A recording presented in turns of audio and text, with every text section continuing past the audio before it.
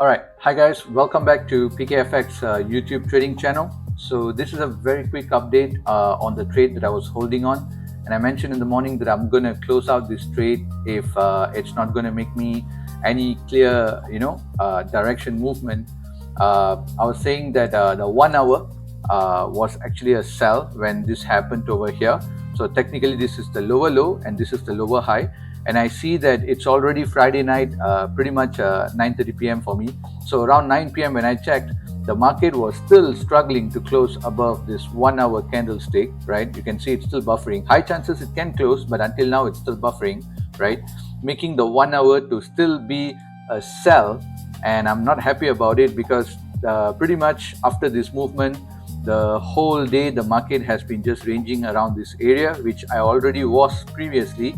So because it's a Friday night, I've decided to close off this trade, and I took profit right here at 1.36226, simply because I do not want to hold on Friday to avoid the overnight swaps and the overnight over the weekend, and when it opens back again, weekend gaps and all that stuff.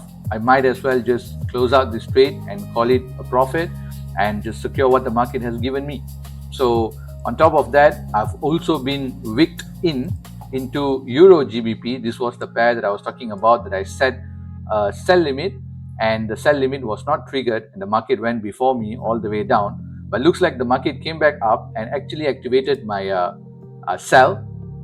To be fair, this market, when I saw the shift of structure of the 30 minutes candlestick over here, this was the shift of structure and engulfing candle that further went down. And at that point of time, I set, I would say, a sell limit over here.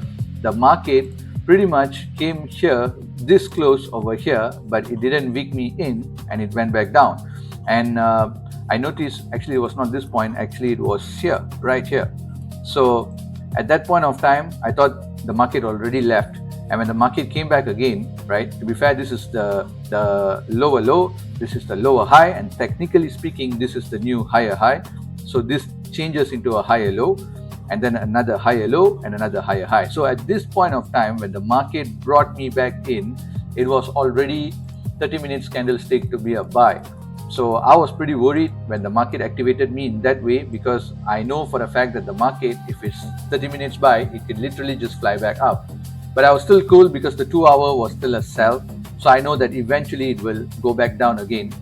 I was lucky once again, it was a sniper shot entry, and the market came back down and confirming sell. So this is the new 30 minutes lower high, and this is the new lower low, right? So I should mark it something like this now, right? This should be the lower high, sorry, this should be the lower low, and this should be pretty much the lower high.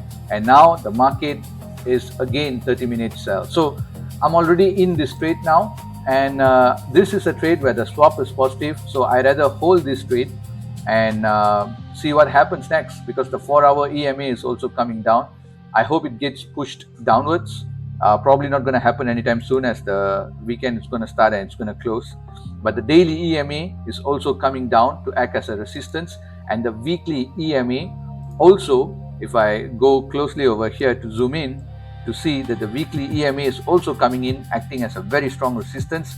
So hopefully this trade with the weekly head and shoulders pattern would eventually play out, and hopefully it goes all the way to TP. We'll see how it is. I've updated the journal accordingly, and this week has been a very good week. Actually, I've had 4 back-to-back profits, but when I update the journal, this trade was taken before, so I will still have to update above. So technically 3 back-to-back wins, but actually I had 4 back-to-back wins, and now I'm on the 5th trade. So it has been a fantastic week. In fact, one thing I also noticed is that the equity curve has came back to break even, and now slightly above profits, and I can see that the graph has now been going up. And this is the beauty of trading with the proper risk management and risk to reward that I'm also seeing right now. After 25 trades, I would say I had more losses compared to the wins, right? But overall, I can see that the wins have been accumulating and providing more compared to the losses. So overall, even though the total trades right now, it's mentioned as 23, out of which 8 trades have been recorded as win, and 14 trades have been recorded as loss. So you can see that the losses is more than the win. However, the overall account is still on profits. So that is the beauty of having a good profit and good risk to reward.